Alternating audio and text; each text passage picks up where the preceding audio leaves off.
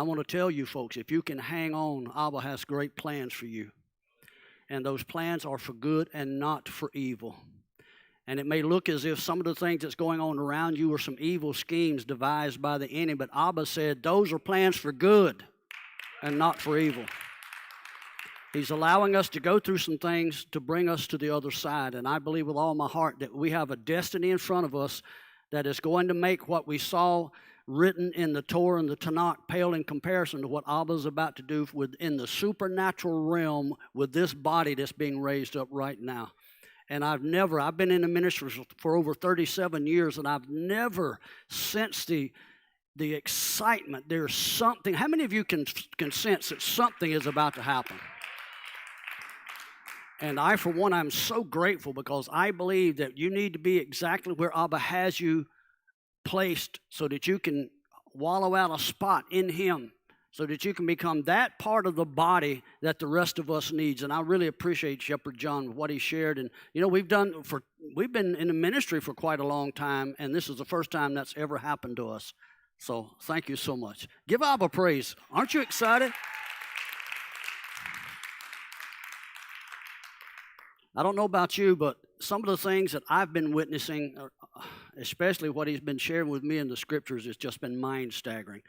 I was literally struggling with what I'm about to share with you this afternoon, and I've been working on this. Abba spoke to me a couple of weeks back, and I was literally struggling. And if you've ever had the opportunity to get up and share, and you have a word that's being birthed on the inside of you, and yet there's a struggle going on, and I'm not really sure. I don't know which direction this is going to go. And I was last Sabbath, as many of you may not be aware of it, but Brittany was really going through some difficult times in her physical body, and I offered to take her spot. I was 95% finished with this teaching this afternoon. And so I offered to take her spot, and she, being the trooper that she is, she got up and shared a tremendous word. I'm so grateful that she did that. I'm grateful because it was a confirmation regarding the direction that I'm going to go this afternoon. And so I believe that this is a sent word. And you and I know that Abba doesn't mince around. And when he has a word that he's been cultivating, you're going to find that when that word comes out, it will either be a confirmation to you personally regarding what you're hearing, or at that moment it'll be something being spoken into you, and then a confirmation will come. And I believe that this is definitely a word for us as a body of believers now. Turn to your neighbor and tell them right now. For a number of weeks, we were looking at the greater Exodus plagues, and I believe that the scriptures are a literal blueprint. And that's why I'm convinced, that you may not be, but I'm convinced that we're already into the season where the first 3 plagues have been poured out on the body of believers. And having said that, I know for certain that Yahweh has a plan for the house of Jacob, also known as the house of Israel. And that plan is based upon the foundational promises that he made first to our father Abraham. And if that plan is built on that same foundation, and the premise of that plan worked for Abraham, that I submit to you that it will work for us as well. This plan that he has, and I'm talking about what's in the future, and I'm trying to get you to understand that we're talking about more than just a spiritual plan. I believe that what you find happening in the spirit realm is simply because Abba's birthing something that you're going to act out in the natural realm. And so all of these plans are both spiritual and natural. And these plans are multidimensional. And if you can look in my notes, they're also generationally encompassing. It's more than just what's happening to you and I right now. This is something that's going to affect our generations unto 1,000 generations. And what really concerns me as I was preparing this, and I felt the Holy Spirit speaking to me, is that there's a lot of believers that actually have no clue regarding whether or not they have a literal inheritance. And you hear people oftentimes quoting, well, you know, the wealth of the sinners laid up for the righteous, hallelujah.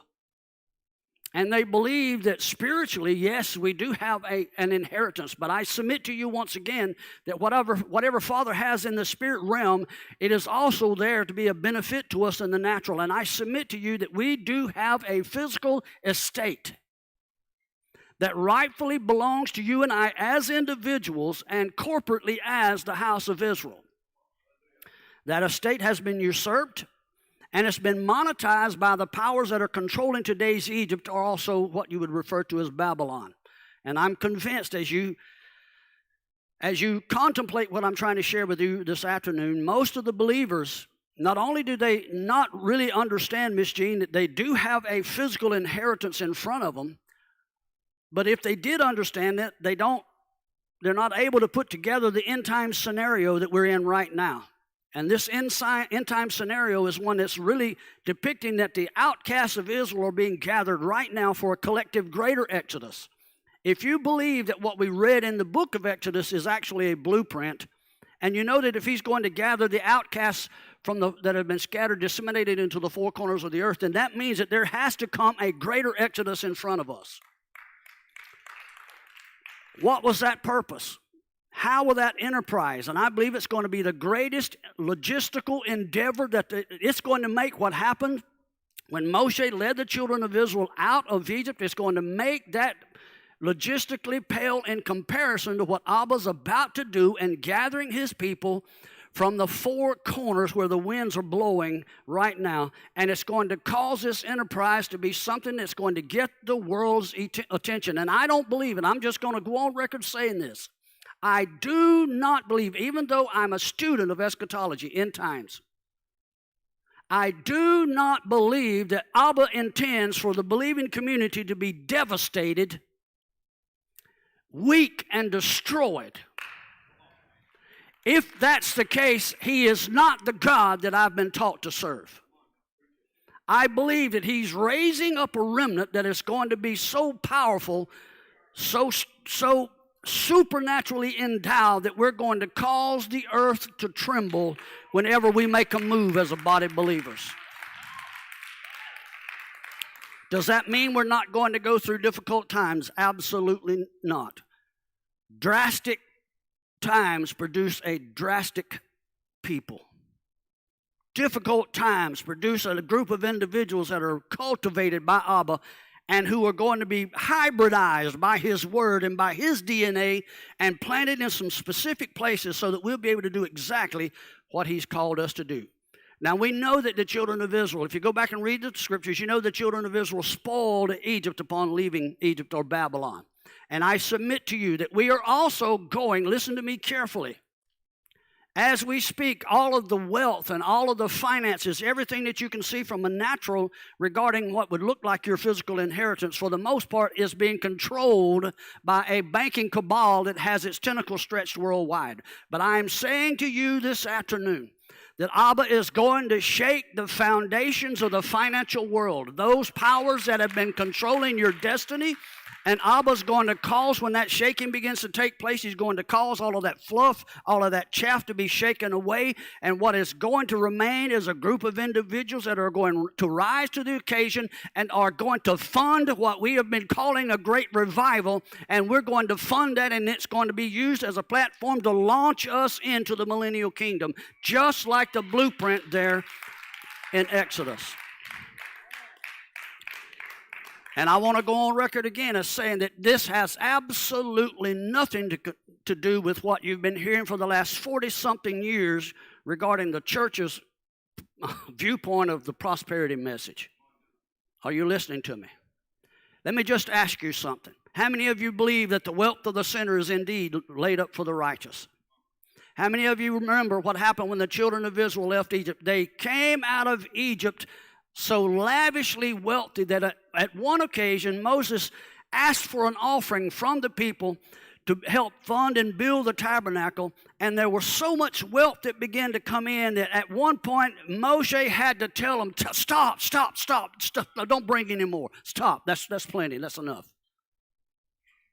Now, why would Yahweh take a group of individuals and bless them so physically and lavishly wealthy financially, and bring them into a place that's called the wilderness and leave them there for 40 years where they couldn't really do anything other than build and furnish a tabernacle? I don't want to wait around 40-odd years to wait to learn how to handle what Abba's giving me. And so if he's going to cause the wealth of the sinner to be laid up for the righteous, and in these days in front of us, he's going to make you a millionaire. Well, if he's going to make you a millionaire, it's because you have been faithful in the little things, therefore you can be trusted with the bigger things. If you can't give now while it's relatively easy, listen to me carefully, you will not give when it's difficult. Are you listening? And so what I want to do, the title of this message was The Heritage of Jacob. I believe that we are in fact the house of Israel, a house of Jacob. And I want to speak to you a few minutes about your heritage, what lies in front of you, how you're to access your inheritance. I want to speak to you about some things that's going to blindside you, the roadblocks that are in front of us that will circumvent your ability to be able to access those things. And so what we need to do is to kind of go back and set the stage and provide you some context so that you can understand, yes, there is a greater exodus coming. And there is, according to Revelation 18:4, there's a multitude that are going to come out that are hearing right now, Yahweh speaking, "Come out of her, my people." And it's more than just coming out spiritually. We were literally attacked naturally some weeks back because some of the folks that I was sharing this with did not think that it would go beyond a spiritual coming out of Babylon. But I'm telling you, we're going to be able to come out naturally, physically, from out of the clutches of the minions of the enemy that has tried to control what rightfully belongs to the people of Yahweh. And you can quote Scripture until you turn blue in the face. Well, you know, my God owns the cattle on 1,000 hills. He owns all of the gold and silver. What he has, I have access to. And if you can't appropriate that, then shut up talking. Are you hearing me? This is what I was about to do for you. There's a couple of individuals in a couple of different categories. When I say individuals, I'm talking about a collective group of people that will not see this happen in the believing community. And I want you to listen to me carefully. If you're hearing this, you need to have your little world shaken. Because if you believe in the rapture and you're expecting to get out before all of this begins to happen, you're not going to access your inheritance. Thank you. I'll get it.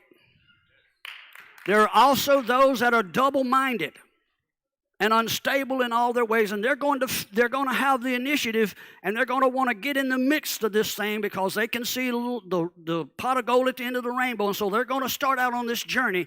But when the going gets tough, they're going to be shaken, and they're going to faint on the wayside. Those are not going to make it. Out of those two distinct categories, they're going to fall into a greater group that the New Testament talks about, those that have been referred to as being part of the great falling away. How can you fall away if you weren't close? And so this is a sober warning to those of you that think that you're going to access something that Father has in front of you without having to work for it. Oh, he's talking about accessing your salvation by works. No. We're told, for by grace are you saved through faith and not of works, lest any man should boast. But I'm going to tell you something. When Abba saves you and he begins to put something in front of you, a mature son will begin to act like he's responsible and be willing to be trained and taught so he can take over the Father's business. Abba will not put a mature individual who's not capable of handling the finances that's going to take to demonstrate to the world that his people are not broken. Are you listening? So I want to share with you the precedent that was set initially regarding Abraham, and that precedent was set in Genesis chapter 12, verse 1. And when you read this, there's a conditional promise made. Yahweh speaks to Abraham, and he says, get out of your country, get away from your kindred and from your father's house onto a land that I will show you. Okay, here's the promise. I'm going to show you a land. The conditions of it that qualify him being able to go and access that inheritance was that first, he had to get out of the place that he was comfortable with. The comfort zone would have been his community where he'd grown up at, from his kindred, his kinfolks, and from his father's house. Now, initially, that seemed kind of harsh, and you're thinking, my goodness, just leave everything that you've known all your life? Just leave everything that you've been close and comfortable with, everybody that knew you, and yet go start something out of new. I want you to give me a few minutes so that I can kind of set the stage for you. Because even though it seems as if it's a severe price, it's also consistent with the first mandate that was given to Adam and Eve in Genesis chapter 2, verse 24. I want you to listen to this. I'd never heard it until I stopped and began to look at this teaching. When Adam takes his when Yahweh takes Adam and takes the bride out of Adam, forms her a body, and then puts her in front of him, he speaks specifically and he says, therefore, on account of what I just did with the two of you, he says, I want you to understand that in this condition, within the confines of this marriage relationship, a man shall leave his father and his mother and shall cleave unto his wife, and they shall be one flesh. Did you hear that? That's the same mandate that was given to Abraham. You got to leave your father's house and cleave to your wife, and when you do that, you'll become echad, one flesh. That's kind of mind-staggering. I want you to think about this for a second. Adam and Eve, if you go back and read Genesis chapter 1, they were collectively in one body, and then in Genesis chapter 2, you find Abba creating a body for the Adam, and then he does some DNA surgery, and he takes the Eve, the Chava, the Isha, out of Adam. And now you have two distinct individuals. And yet Yahweh's saying, if you do what I just told you to do, if you leave your father and your mother's house and you cleave to your wife, you'll become echad, one flesh again. That's a mystery. That's a great mystery. And that's one of the fundamental reasons why there's so much strife and division in the family structures today, why there's so much strife and division in the communities called the churches today, and why the group that calls ourselves the believing community are living far below our standards. Is because we have not learned how to be one flesh. Are you hearing me? So how does that apply to us? Well, spiritually, we have to leave our father and mother. That's what the Torah said. That's what the word says. And it indicates the flesh. I believe that it's actually talking about the father who seeds us. Like I seed my children. My wife, she wombs the children.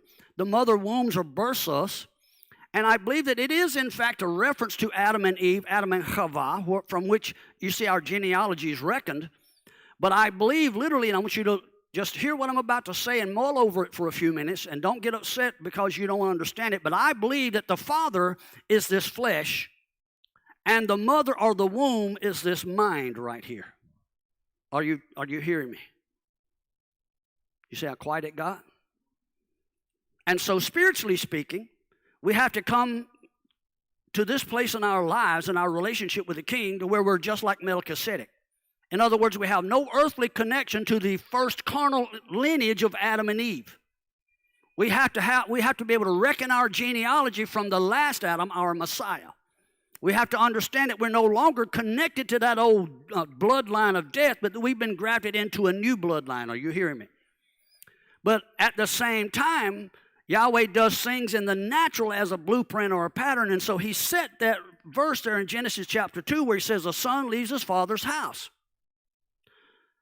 So what we're being told here, just like Abraham was being told, that in order for us to build our own house, we have to walk out that example of Genesis chapter 2, verse 24, Genesis chapter 12. We have to walk that example out by faith.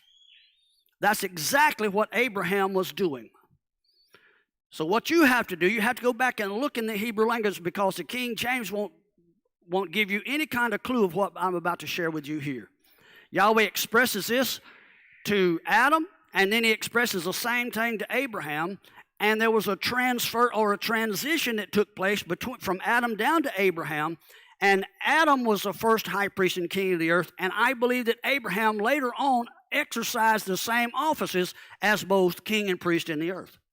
And so what I want to do to help you to put this in the proper perspective is break down Genesis chapter 2, verse 24. Are you confused yet? Let's look at it. A man shall leave his father and mother's house. That word leave there is azav, and it means to leave, to loose, to forsake, to depart from, to leave behind. But listen to this. It also indicates to restore and repair. Think about how many of you sons are married and had to leave father's house and mother's house. You realize that the reason that you're leaving is not so that you can leave it behind, it's so that you can be effective in restoring and repairing. You mean I have a hand in restoring and repairing my father's house? Yes, you do.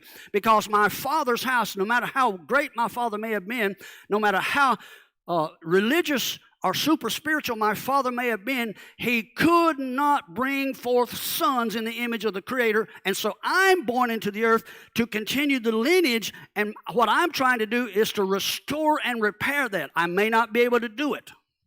but that's what I've been called to do. Does that make sense? Look at that word azav, ayin, zayin, bait. If you look at the bait on the end of that word, it represents the house. And so it's telling you that every time we see this pattern of a son marrying, leaving the house, and he's leaving the house in order to restore it and repair it. So let's see what's being said. I believe that there's a unique pattern built here, this mystery that we've looked at for years. And I believe that the shadow picture here is that every son, I'll take Trent for instance, when Trent marries Ruth, he left the house of his father and his mother. He literally becomes a symbol, if you will, of death, burial, and resurrection. How so? Well, what happens is that Yahweh's allowing this cycle to continue in every instance where there's a son marrying. It's a symbol that he is someone that will have to be born to try and restore the house of the Adam who was compromised after the fall. And as much as I love Trent, Trent cannot restore the house of the Adam. So he acts this out by faith. He does this in honor of Yahweh because he knows that what he's doing is stepping out, leaving his father's house in hopes of restoring and repairing. He's following in the footsteps of Adam and Abraham, and he's looking forward to the one who would come, and he's trying to emulate his example because he knows that there is one who's going to come that will leave his father's house and come down here and restore that initial house of the Adam. So he follows that pattern. Every time that a son steps out of the house, the purpose of that is for him to give you a typological picture of the death, the burial, and resurrection. He steps out fully knowing that he's giving his life. He and Ruth come together. They're giving them their lives together in a pictorial example of the death and burial of our Messiah who would one day restore the house. Can you see that?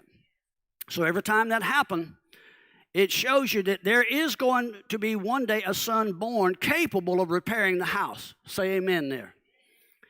Each son who leaves his father's house is testifying. All of you sons that left daddy's house, sometimes that's not comfortable. But every time it happens, you're testifying of your eternal hope in Messiah, and you're making a commitment by establishing your house that you're going to help to establish the house of Yahweh by your faith in the firstborn son himself. That's the purpose of that pattern. What does that have to do with my inheritance? It's the son, according to the Torah, who is to receive that inheritance. And if a son is not capable of restoring and repairing the house, then what good would a son have of having access to a lavish inheritance if he's not capable of restoring and repairing? Are you listening to me? Let's look at that word azav, to leave. Ayin, zayin, bait. You can take those same letters and rearrange them, and you get the word Boaz. How many of you remember Ruth and Boaz? Ruth married a Boaz. He was the strong one who would come. Listen to me. It was Boaz who does exactly the same thing. And I want you to understand, this is not making a disparaging comment against the house of O'Brien or against the Westfall house. This is a shadow picture. What happens is that Trent steps out to represent the Messiah, knowing that in the flesh, Ruth has no inheritance. Why? Because she's connected all the way back to Genesis chapter 3 in the fall. And so by faith, he steps out emulating the Messiah who would restore that house and restore. She has no inheritance in the flesh. And so what does Boaz do? Boaz takes her underneath his covering garment, and he restores the inheritance that's rightfully hers. And I want to share something with you. The flesh has no inheritance. The flesh will leave you with nothing. And I've got news for you. That's what the vast majority of believers are going to have in the days that are ahead. They're not going to have anything. Why? Because we're trying to access it simply by the flesh. Are you listening to me? This is a concept that you can see in Genesis 2:24 and Genesis 12, verse 1. If you read 2:24, all you can get in the King James English is this: a man shall leave. But it doesn't supply you the why. Am I right? Have you ever wondered that? If you hadn't wondered, it's hard initially if you're a son leaving the house, but when you become a father and you have to witness your sons leaving the house, it gets even more difficult. And if you have daughters that leave the house, it gets even more difficult. But if we could have ever understood that what Abba was doing, he's given us a living example in every house, in every marriage, in every betrothal ceremony. He's given us a living picture of his promise to restore what was rightfully ours if we can hold on by faith. Let's look at that word azav. The two-letter root is the word az, and it means strength or might. It's the same word used to describe a male goat that was used for sacrifice. And you can see this in particular in the festival or the fast day known as Yom Kippur, where two distinct goats were brought. One was for Yahweh, the other one for Azazel. That's that same two-letter root, the scapegoat. And when I was looking at this, as I was bringing it up, I'm thinking, my goodness, that kind of took a weird turn. What does that have to do with Genesis 2? Much less the inheritance or the heritage of Jacob and Israel. Pay attention, because this is pretty deep. The Talmud deals in depth with this Azazel.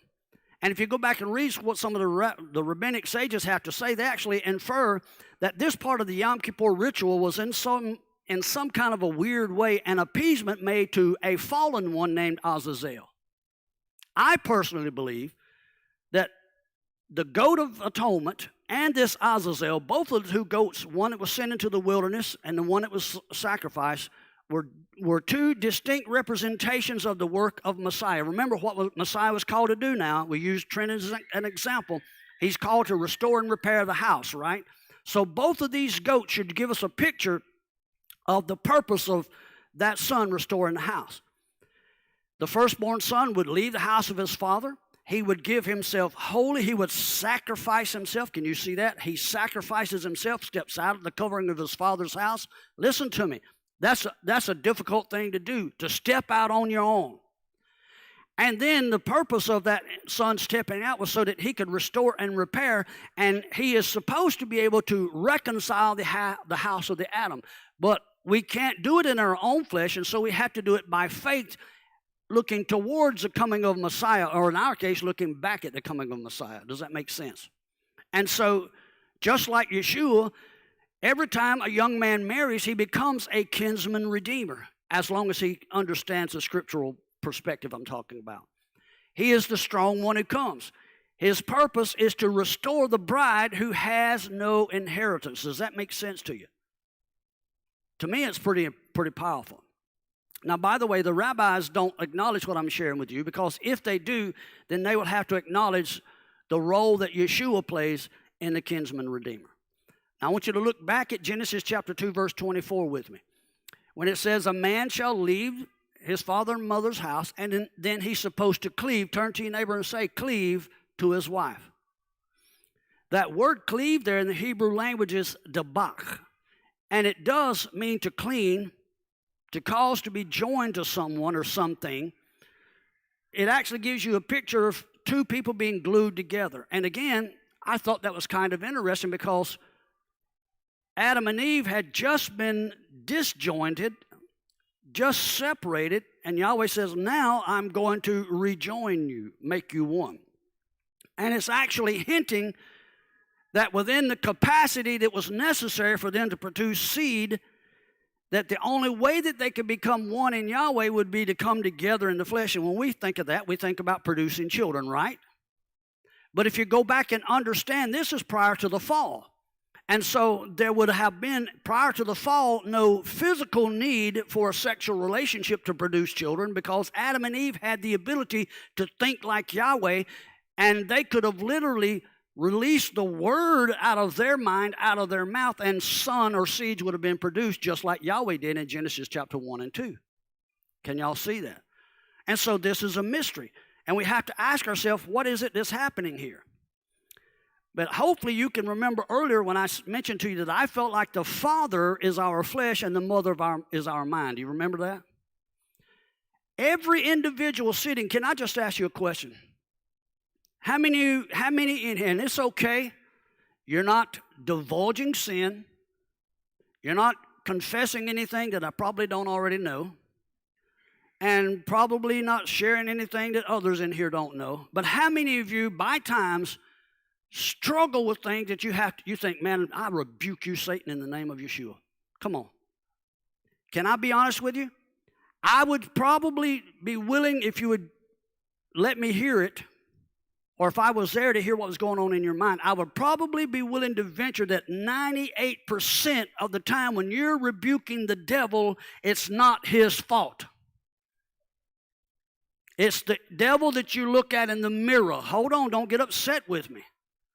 Because this battlefield that we have right here, a lot of times when the enemy seems as if he's the one dropping these thoughts in our head, it's not the enemy, it's your own stupid mind. We've been trained. I was raised up in a charismatic Pentecostal church. I just rebuke my flesh. Let me tell you something. This flesh is a dumb ox. This thing does not do anything unless my mind tells it to do it. Some of you ladies should have said amen. Are you listening to what I'm trying to share with you this afternoon? This is the problem right here. And until we learn that there is a struggle in this flesh, the flesh is the seed, the mind is the womb.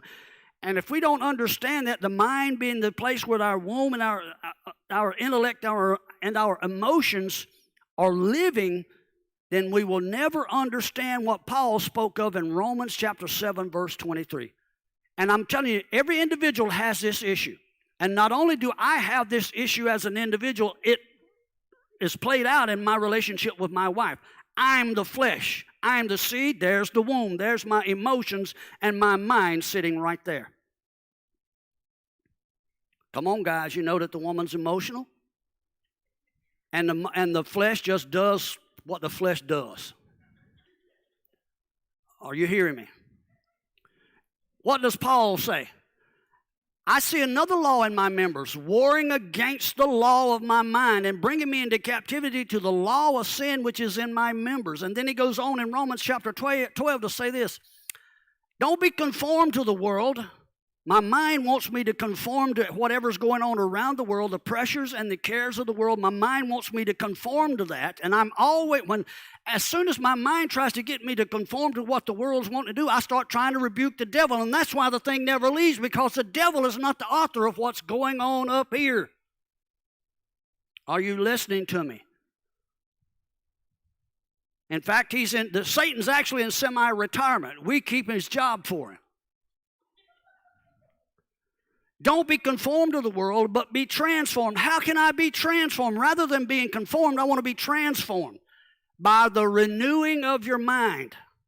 Turn to your neighbor and tell him, you got to have your mind renewed. For what purpose is that? How does that affect my inheritance? He goes on to say, if I'm not conformed but transformed so that my mind is renewed, then I can prove or demonstrate what is the good, acceptable, and perfect will of Yahweh. You know why?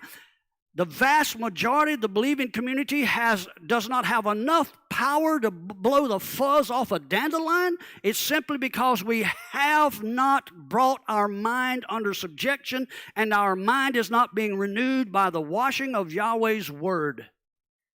And I'm talking to believers who are Bible thumpers sitting in here. But I am telling you, just like I do, every one of you in here struggles by times with things in your mind that, I'll give you a good example. After today, for the next several days, it'll be a loop going on in my mind, in my head, of these songs that the praise and worship team was playing. It can be in the middle of the night, during the course of the day, those songs are popping up. I don't need that to pop up in my head. I've got other things I'm trying to do. Those songs keep popping up in my head. Does that ever happen to anybody but me? And I'm going to be honest with you, I love praise and worship, but there are times that I need to get my mind to stop that so that I can focus on some other things that he's trying to speak to me about. Say amen right there. I want this loop to stop. How many of you, I'm just going to get in your business. I've been telling my wife this here lately. She's been struggling to sleep. What happens when she's struggling to sleep? She wakes up and she's thinking about all these things she's got to do, all this stuff going on. And guess what? Why can't you tell your mind to stop? I am going to lie down and sleep, and I will discuss that tomorrow. I will deal with that tomorrow. But instead, my mind just keeps me laying there, just like trying to figure out all these kind of things. And when you get up in the morning, the very things that you were thinking about that night, you do something different tomorrow. Are you hearing what I'm trying to say with you? We're talking about accessing our inheritance. I want to be able to demonstrate the good and acceptable and perfect will of Yahweh. I'm convinced that this is one of the reasons, listen to me carefully, that we struggle as individuals and in our marriage relationship. And until the flesh and the mind can come together as one, we will never produce children in the image of Yahweh. We will never access our inheritance because your mind is a whore. Turn to your neighbor and tell him, he said it. He said it. He said, your mind was a whore. Your mind, turn to your neighbor and tell him straight up, your mind is a whore. Oh, hold on. Do you believe thoughts are seed? How many times do you have thoughts coming in here that you like to get rid of? Guess what? When that seed comes in there, something just got planted in that. Oh, hello. This mind is a harlot. I want to put this back. I know that seems kind of funny, but I want to put it in proper perspective. Throughout antiquity, all you have to do is go back and study it. Whenever there was anyone considering getting married, there were certain things that were put in place regarding the woman that were not set in place for the man. The man would be the one who would step out, access the inheritance. The man actually enjoyed a better status in most civilizations than the woman did. But if you go back and research it, there were some things that were usually put in place. We've lost them in the Western world. There were some things that were put in place to protect the woman simply because she was more vulnerable to man, because she could conceive. Let me share something with you. If these two have a tete-a-tete, kind of trying to be as careful as I can, if they have a physical get-together and he's, seeds released, she conceives, guess what? She's got a baby to deal with. He can go his way. And so she pays a higher price than what he would pay. Are you hearing what I'm saying? Throughout antiquity, the laws were set up where the woman could actually be divorced even if she couldn't cook properly for just frivolous things. And so most societies tried to build some things in there in order to afford the woman a protected, lawful, or legal status, and that was through the methods of a dowry and a bridal price. They're not the same thing, by the way. We don't have time to go in that, but there's a difference between dowry and bridal price. And so I want you to understand something. Listen to me carefully. If my wife if society has built in a fail-safe mechanism to protect her after she and I are married, the dowry is something that she can fall back on because that protects her status. She is lawfully given an opportunity to have access to that again. But if she is a representation of the womb, then I want to submit to you that in the same manner, this mind also has to have a legal or lawful status change, and there has to be a dowry paid for this mind so that this mind can be transformed and access what rightfully belongs to this mind or this person. Does that make sense to you? Y'all are confused. I can see it. You know why you're confused? Because you're sitting there in your mind saying, don't listen to a word he said. Your mind's telling you your backside's hurting. Your mind's telling you I'm hungry. Your mind's telling you I'm sleepy. I didn't get enough sleep last night. You can blame it on your flesh if you want, but if your mind tells your flesh to shut up, your flesh will shut up and you'll listen. And so what I want to do is summarize this. The conditions that were set for Abraham to access his inheritance, listen to me carefully, involved a separation from all the fleshly connections to the world. That's going to weed out quite a bunch of believers. You mean we got to downsize?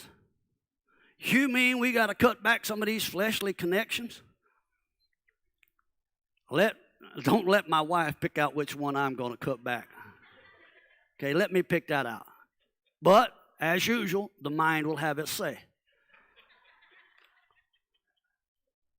We've got to cut off the fleshly connections. In other words, there has to be a coming out of Babylon because Babylon is the mother of harlots. Let me share something with you. Do you remember what Babylon means? It means the place of confusion and mixing. And I just told you earlier that your mind is a harlot. Your mind is a little Babylon. It's the place where confusion and mixing will take place if you don't learn how to get your mind under control. And so when Abraham, just like Adam, was told to come out of Babylon, or the Chaldees, what's happening here is that Abraham is learning how to circumcise his mind or his heart long before Adam will ever learn how to circumcise his flesh. And I'm going to share with you some principles here, because there's a lot of you that like to fast. Say amen. And fasting has been one of the major precepts in all of the world's religions, but I got news for you. If you fast without this thing being under control, you might as well stop the fasting, because this is where the fasting needs to take place at. Am I against fasting? No. I'm going to put it in its proper place in a few minutes. So let's look at what was taking place with Abraham when he's told to leave. And by the way, it's interesting because I've read this before, but it just seemed that I finally noticed this. If you go back and reading Genesis chapter 12, you find that when Abraham leaves, it's actually his father Terah that started the journey. How many have ever read that before? You thought Abraham was the first to leave? No, Abraham came because his daddy brought him out. You hear that?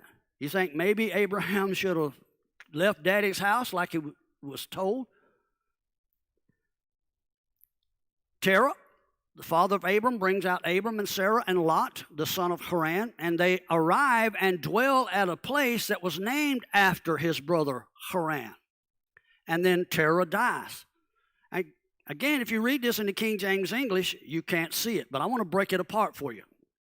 I want to show you, because this is a mirror of where you and I are right now. Turn to your neighbor and tell them, we're going to walk it. This is a rehearsal of what you're about to do. Some of y'all heard that. The rest of you, you need to deal with your mind. The word terah, it's actually translated as station or delay. And the reason they do that is because it's one of the 42 stations that the children stopped at in the wilderness. That's not what terah means. Most of the scholars disagree on the origin of the name. But I believe that it is a compound of tour, the tav resh, remember the spies tour? You go and tour the land. It literally means to spy out, to explore, to survey it. And ruach, toruach, terach, the breath, the spirit. And then you have Haran. The King James English defines that word as meaning mountaineer, but it's actually from the root harar, which means to burn, to be hot, to incite passion, which is what I'm trying to do now, to incite some passion on you, but you're just sitting there. But it also indicates to be a noble or a freeborn. Listen to me carefully, because it's only the freeborn that access their inheritance. Are you listening to me? And so it's hinting that this individual, Haran, had the potential to be a noble or a freeborn man.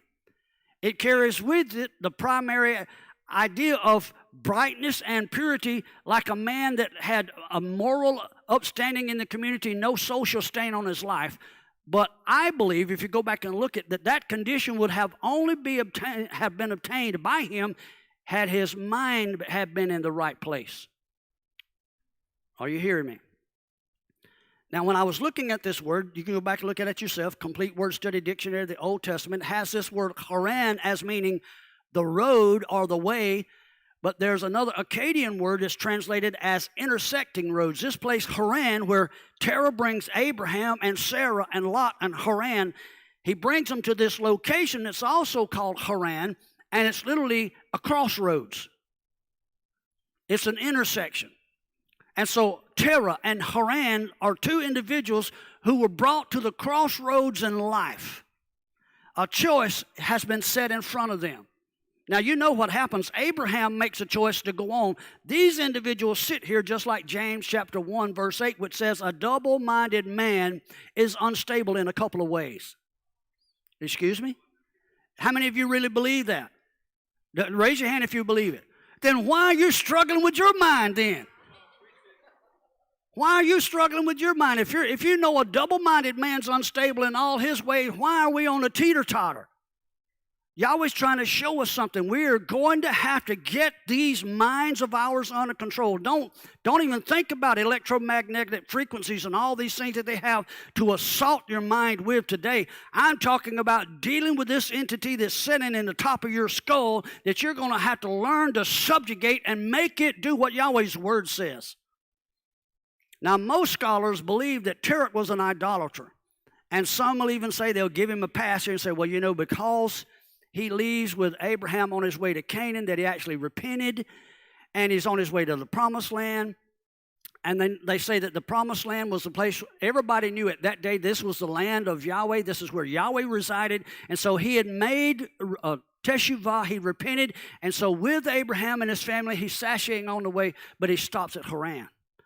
I submit to you that that's not the case, because his name and the name of his son Haran tell you something different. And so I want you to look with me at this word Terach, Tav Resh Het. If you rearrange that Tav Resh Het, you have the word Harat. You can use that. You can see it even in today's English. When you see a diamond that is measured, it's in carats. So basically, it comes from this Hebrew word. It means to cut something or engrave it. It's closely related to the word Kaf Resh Tav, Karat, there again, karat, to cut a covenant. And so if you take the hidden meaning of the word Haran and add it to Terah's name, this is what you get. Terah delayed. He hindered the Ruach. Instead of surveying the land of promise, he became unwilling to cut a covenant. In other words, he wouldn't circumcise his life, and therefore he could not and would not become a freeborn man. Abraham circumcises his life and goes on. The freeborn man, as I said earlier, is the only one who's able to access his inheritance. I'm going to share this with you. If you do not renew your mind, you are a slave to whatever controls your mind. And therefore, you cannot be a freeborn man. And so if you don't now start learning how to transform your mind, rather than being conformed to the world, to be transformed, then you are going to remain enslaved. Jeremiah 31:33 says, in the last days I will put my Torah in their inward parts, and I will katav, I will engrave, I will cut into, I will inscribe in their minds. It says hearts, but it's literally talking about their minds. I will inscribe my word in their minds, and then I will be their Elohim, and they will be my people. Now, it's interesting because this word Terach, as I said, it's one of the stations that the children of Israel stopped at, one of the 42 in the wilderness. Now, if you go back and study, how many of you ever looked at those 42 stations? If you study every one of them, it actually indicates a representation every time they stopped of an area in their flesh or their lives that Israel had to deal with. And so I believe during the 42 months of megathalipsis, great tribulation, 42 months, 42 stations, I believe that we're going to go through 42 stations where we're going to be forced to do some inward reflection, self-reflection, and deal with some baggage in our lives in order for us to access the inheritance that's on the other side. It would be to our best benefit to get our minds dealt with now so that we don't spend a lot of time in each one of those stations. Say amen. All you have to do is go back and look at Numbers chapter 33. You'll find that Terach was situated between two other stopping points. Those two stopping points were Takat, say that with me, Takat, and Mitkah. The word Takat, when I read this blew me away, because I definitely don't want to be in this location. But I'll be honest with you, I have been in this location, and you're going to see why.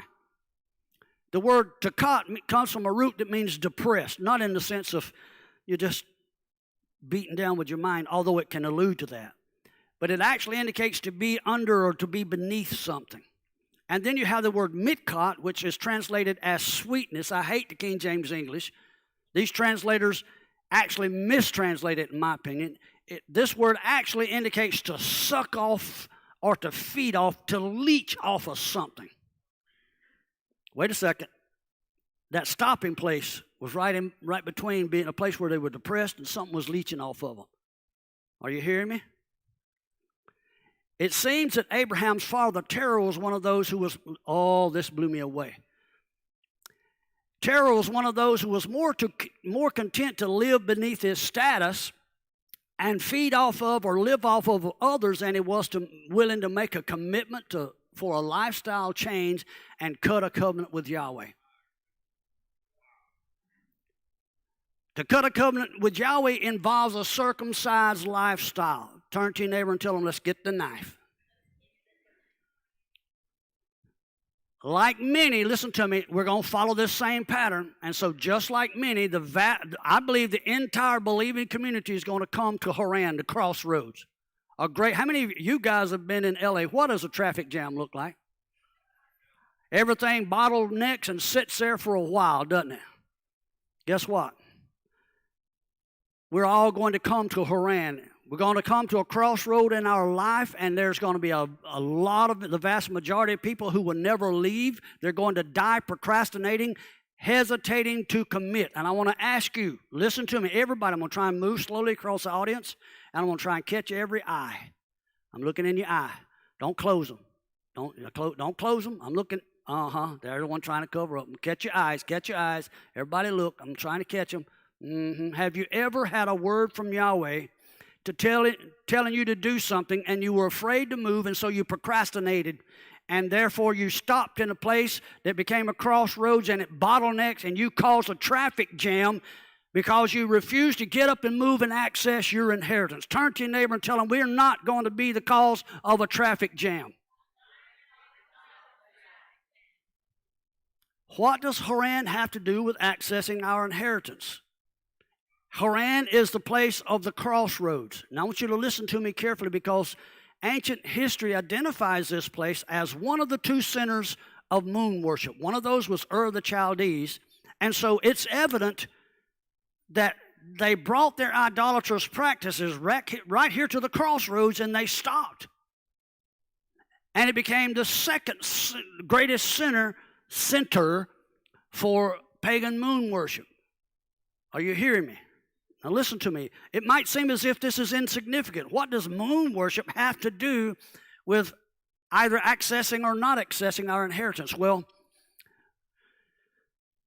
moon worship, particularly this god called Sin, was extremely prevalent throughout that land. In fact, the children of Israel go into the place called the wilderness of Sin that was named after this particular god or goddess of the moon. And it's an established fact that the lunar phases or moon cycles exert tremendous control and influence over your bodies through the gravitational effect on both the earth's tide and your body, which is comprised of water. And guess what? The gravitational effect, the lunar cycles, will affect the gestational or menstrual cycle of every female. And it's the female who is the mind.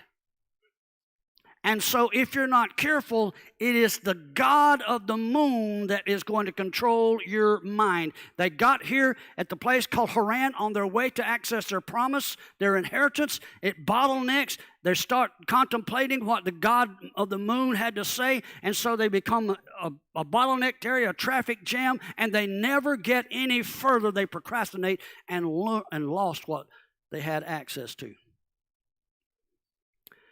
It is said, listen to me carefully. You think if this is an accident, what I'm sharing with you today?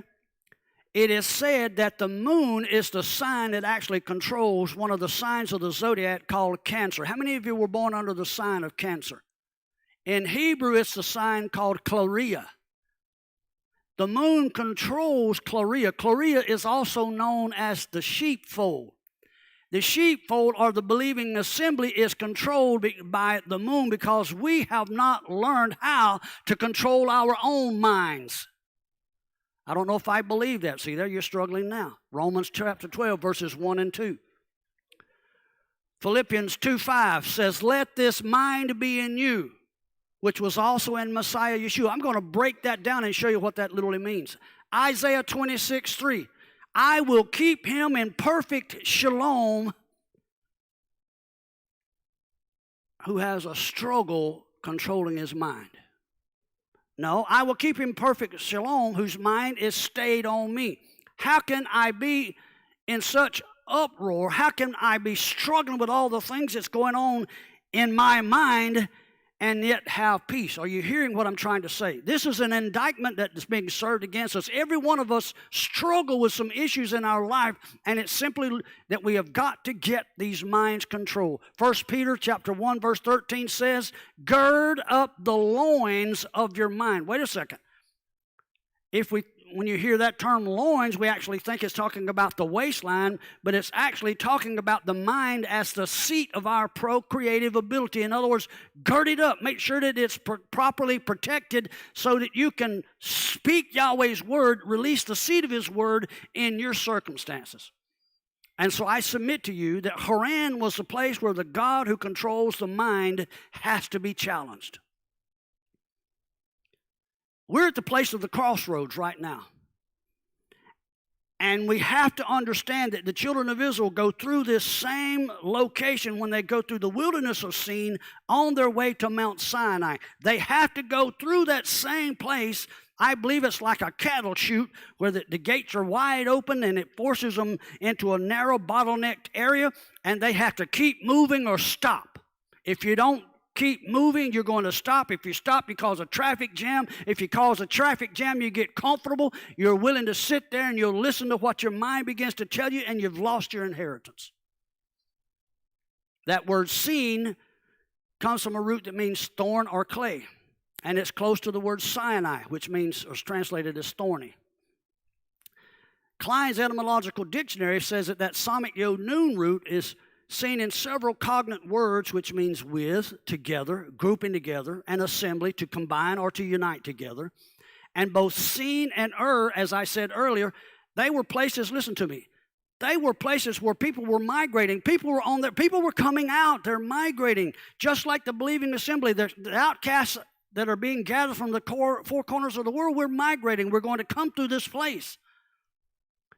And a traffic jam ensued, and it clogged up that crossroads where they were trying to make up their minds to move on towards their vision or stay in that comfortable place where the compromised mind was. It's going to happen again, and many are going to think to leave only to procrastinate at the crossroads because of the cost of circumcising your mind and finally circumcising your flesh. And here is where I may upset some of you, but I want to talk a little bit about subjugating your flesh, i.e. fasting. And I want to share this with you. I believe with all my heart that fasting has no merit whatsoever spiritually unless you have subjugated your mind or brought your mind under control to the word first. Did you hear what I said? You can fast all you want, but as long as your mind is uncircumcised, you have accomplished nothing. And I'll give you an example. All of the false religions, including the pagans, practice fasting. Many naturalists that you know promote fasting as a way to lose weight and heal the body, but if their mind is not in the right relationship with Yahweh, what has it profited them? What does it profit you? I'm encouraging you to fast. It's good to purge the body, get the flesh under control, but if your mind is not under control, it does you no good. This is where you need to learn to fast.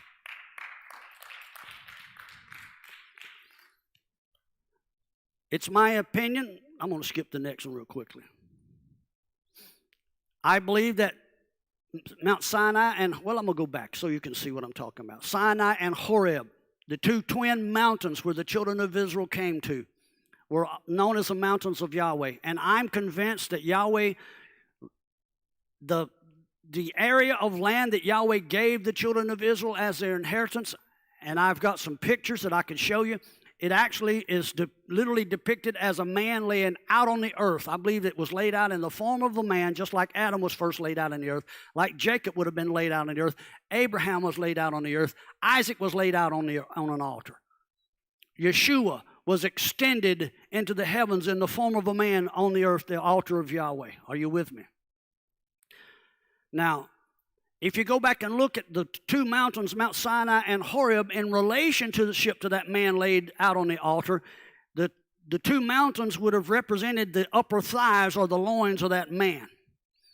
1 Peter talks about girding up the loins of your mind. Yahweh brings the children of Israel right there to Mount Sinai and Horeb, to the place where they are going to have to learn how to circumcise their minds. Are you hearing me? Go back and look at the way that Solomon constructed the temple, the tabernacle, Solomon's temple. Guess what? It had, and I believe Solomon would have had the wisdom, the knowledge more so than any other man at that particular time. So he constructs the temple in a specific way. In front of that temple, the temple, go back and look at it, it's laid out in the form of a man. In front of the temple are two columns called Joachim and Boaz. Remember the word Boaz. To access that place where the Most High dwelled, you had to go through the passageway, which would have been just like Mount Sinai and Horeb, where the two legs were, the loins, the thigh. You had to have your mind regenerated by the word of Yahweh to have access into that temple. Are you listening? Joachim and Boaz are the names of those two columns. I believe you can see the same thing demonstrated when Adam and Eve were first laid out on the earth. You can see it in the Garden of Eden. You had the tree of the carnal knowledge and the tree of life. I believe that they represented the upper thighs, the legs of the man, and I believe it's that location where they're laying on the land that they fell prey to the deception of the mind. At that particular instance, the Nakash is whispering. Oh, I know that the enemy whispers sometimes, and I know that you can rebuke those things and cast them down. If the enemy's whispering and you rebuke them, they go. But if it's your own mind that's toying and playing with you, that thing comes like a broken record, and you can't ever get it to stop. Why? You have not learned the distinction between the enemy speaking in your own voice, and you've got to get your mind under control where you can tell your mind, no, I'm going to think on things that are written and predicated in Yahweh's word. I'm not going to have my sleep disturbed by sitting here and going over things that I know it won't make any difference. I can get up and handle this tomorrow. Say amen right there. My goodness. The heritage of Abraham, Isaac, and Jacob. I've got 29 minutes. Are y'all able to hold on a little while? I want to take you back and show you where the transition regarding the inheritance took place from Abraham to Jacob. And you can see it in Abraham, Isaac, and then Jacob. And you can see it in Genesis 28. You're familiar with this. And it says, Jacob lighted upon a certain place and tarried there all night because the sun was set, and he took of the stones of that place and put them for his pillows. And he laid down in that place to sleep. And he dreamed, and behold, a ladder set up upon the earth, and the top of it reached to the heavens, and behold, the angels of Yahweh ascending and descending on it. And behold, Yahweh stood above it and said, I am Yahweh Elohim of thy father, and the Elohim of Isaac. The land, listen to me, he's talking to him about the inheritance. The land whereon you liest, to you will I give it, and to your seed. Notice this.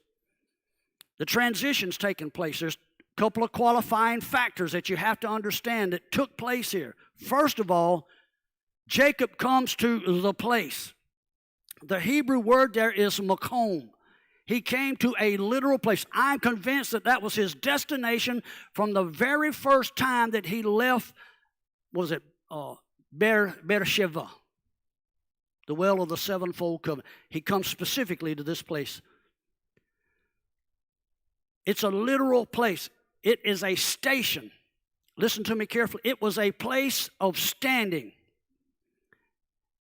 It is a place that would be called the eternal courtroom. Standing is a lawful term that determines your right to bring a lawsuit. Jacob came here because Jacob had a lawsuit that he was wanting to bring to the courtroom of the heavens. I want to show you something, and Zeno can give an amen here because she knows it's not about what the issues are in your courtroom, it's whether or not you have the right to bring the suit in that particular courtroom. And so if you're going to bring the suit into the courtroom of creation, you better make sure that you've got the proper standing. Even though you may have a legitimate case, if you don't have the right standing in that courtroom, your case will not get heard. Most believers can never activate the power of Yahweh's word simply because we are not in the proper standing. Standing takes place right here. Everything got quiet because your mind went blank, didn't it? You see how imperative it is for us to get these things deep down inside these spirit men. The Hebrew text makes it clear that Jacob knew this place and intentionally stopped here. Why? Did you know that one of the definitions, it's a figurative definition of this place called Makom? The place was actually known as the place of the condition of the mind. Did you hear that? Jacob knew that at the particular moment, the condition of his mind was not what it was supposed to be, so he comes to the courtroom of creation bringing a petition. I believe that he knew that some things regarding how he had gathered a hold of the inheritance from his brother Esau were not quite the way that they were supposed to be, so he brings a petition to the creation courtroom, and he begins to go before Yahweh to change his mind. He had to leave his homeland, in keeping with the pattern that we've discussed. He knows that he's got to build the legacy by taking a wife, and he understands that the circumstances around the birthright that he is seeking have been somewhat shaky. Are you with me? So he comes to the courtroom to get answers. What Jacob does is he just doesn't sit there waiting for somebody else to come and give him the answer he needs. Jacob sets things in motion prophetically by taking the stones of that place and putting them for pillows around his head before he lies down to sleep. Oh, maybe that's what I need to do. If I've been struggling in my sleep and I know that I've been having issues, maybe I need to take some stones and put them around my head. I'm going to show you what those stones meant. What Jacob is doing is Jacob is changing his standing. Are you listening to me? By the way, stones is a euphemistic term for the loins. And so what Jacob is doing, Jacob is about to gird up the loins of his mind when he lies down. And it says that he took those stones. The word for take or took is lachak, and it means to take, to seize, to acquire, to marry, to take a wife. It hints at acquiring knowledge. And then the word stones, the word for stones there is eben, from bana. It literally means to begin to build, as in building a family name. If you take Eben, Aleph, Beit Nun, the Aleph indicates I will. Beit Nun means son. This is the place. He comes to the place where the condition of the mind is going to be set. This is the place where, depending on the outcome of the above lawsuit that he's bringing, the judge of the courtroom will say to him, I will son you if the standing is correct. There's no ifs, ands, or buts. If you have the proper standing in the courtroom of creation, Yahweh will son you. And he puts those stones as his pillows, mera asot, and it's translated as the head place. It actually indicates a crowning taking place. You realize what Jacob just did? Jacob knows the story of when his father Abraham was told to go outside and count the stars. That word count there, safar, literally means to go back and read what was written in the stellar heavens, because if you can understand what's written up there, then your children will emulate that. Jacob is emulating that. Jacob goes, and I'm convinced that he takes the 12 stones and puts a crown around his head, prophetically demonstrating that I am the one who's going to take the heritage of Abraham and implement it in the days ahead. Amen. Go back and read it. It was a pattern. By the way, Abraham has a numeric value of 248, the same as the word racham, meaning womb. And so Jacob, by faith, recreates that same scenario as a prophetic reminder to Yahweh that he intends to be obedient to the promise of his heritage. Jacob comes to the place where he is intent. He will not be deterred. He is going to renew his mind, the womb.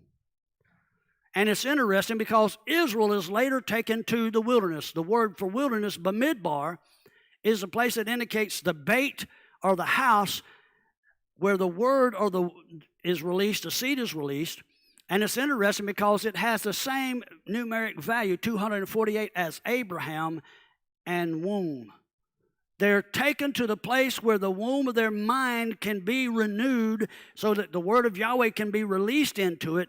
And what happens is that Israel fails to allow their mind to be renewed. And you and I, listen to me, we got to be careful, because if we're going to have our minds renewed, then we got to know how to go about doing it, because we have a very little time. Just like the old movie Smokey and the Bandit, we've got a long way to go and a short time to get there. We're going to do what they say can't be done.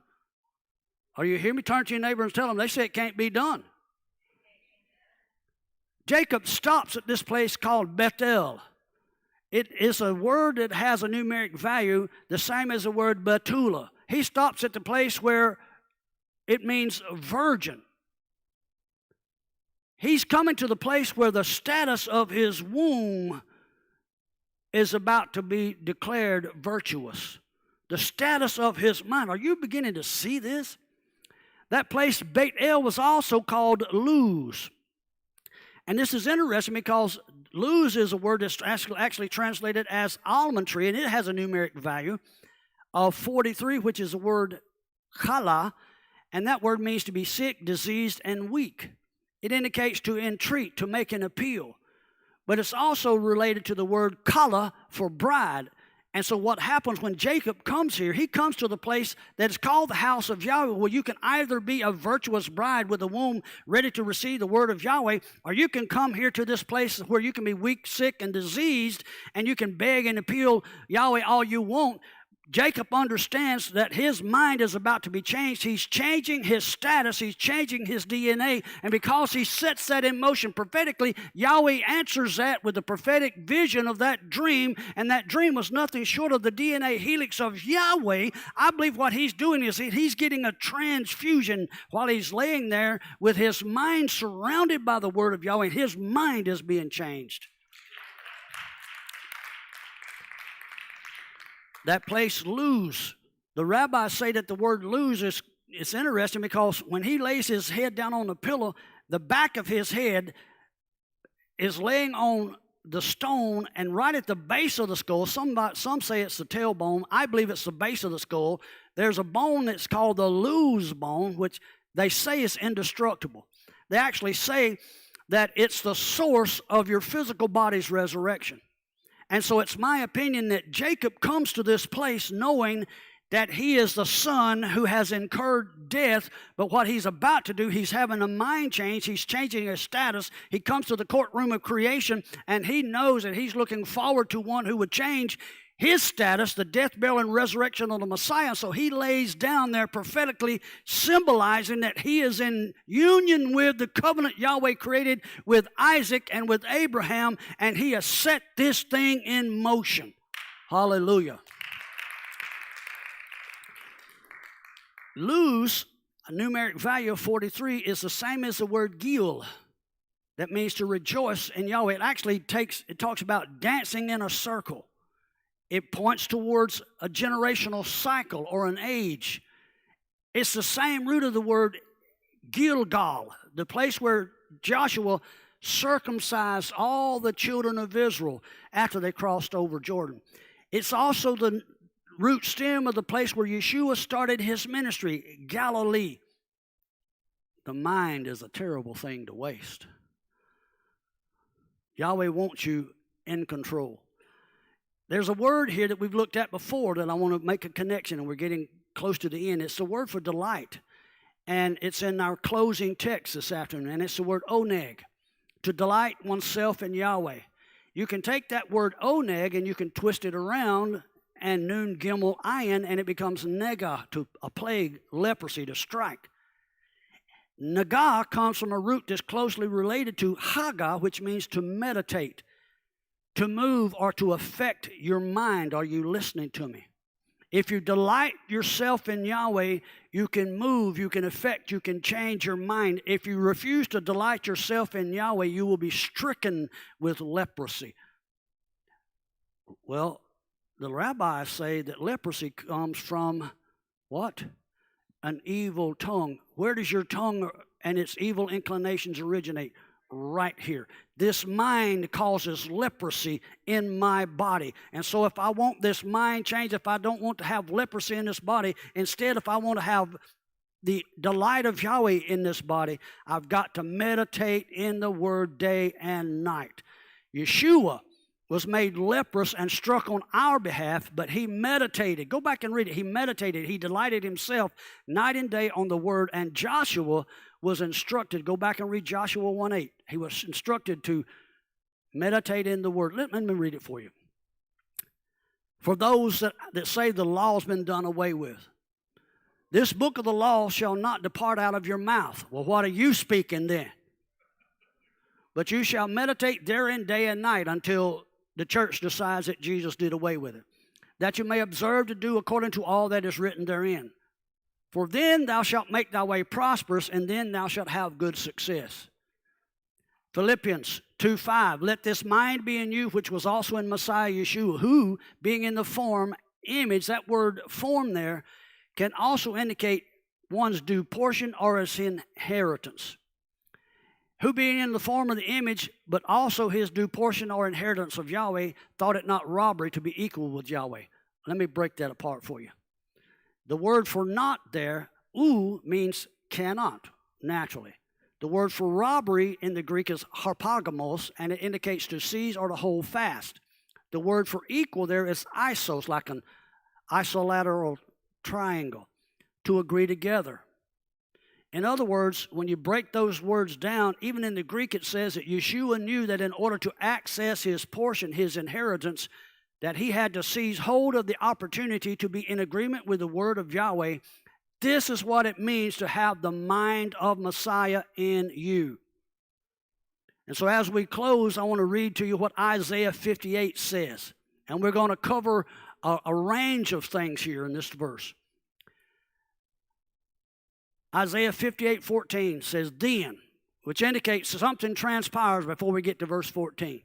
Then shalt you delight, Oneg, thyself in Yahweh, and I will cause you to ride upon the high places of the earth, and I will feed you with the heritage of Jacob your father. This is the heritage of Jacob, for the mouth of Yahweh has spoken. Now, if you go back and read this chapter in its entirety and look at the context, verse 14 is qualified by first seeking him daily and delighting to know his ways. And then it's also predicated upon fasting in a proper manner. And I've knocked a lot of you the breath out of you because I've hit one of your sacred cows, fasting. Go back and read what it says in verses 3 through 10. It talks about fasting as a means to first speak toward a heart or mind attitude. Heart-mind attitude requires a proper standing before Yahweh in order that you might be able to set captives free. An individual who just focuses on fleshly fasting, that ain't got nothing with setting the other captives free. You're just trying to deal with this one. But it's indicating here, if you've changed the standing of your mind, then you can set captives free. And you can undo heavy burdens. You can break off the yoke. And then it talks about taking care of the needy.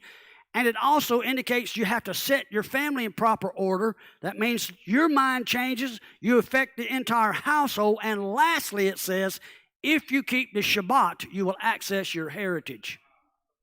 Go back and read this. Yahweh wants you to access your heritage. If you believe that you're part of the house of Jacob, you have an inheritance in front of you, and if you want to do that, then you're going to have to refuse to be conformed to what the world is dictating right now, and it's not going to get easier. It's going to get more difficult. There are more sanctions coming. There are more statutes and laws that are going to be made. There are more parameters that are going to be set in this country legally according to them to keep you from accessing your inheritance. And you're going to have to refuse to be conformed to the world, and you're going to have to be transformed by the, did you say removal of your mind? By the renewing of your mind. Hope you've enjoyed this teaching. Shalom Aleichem. Bye, shalom.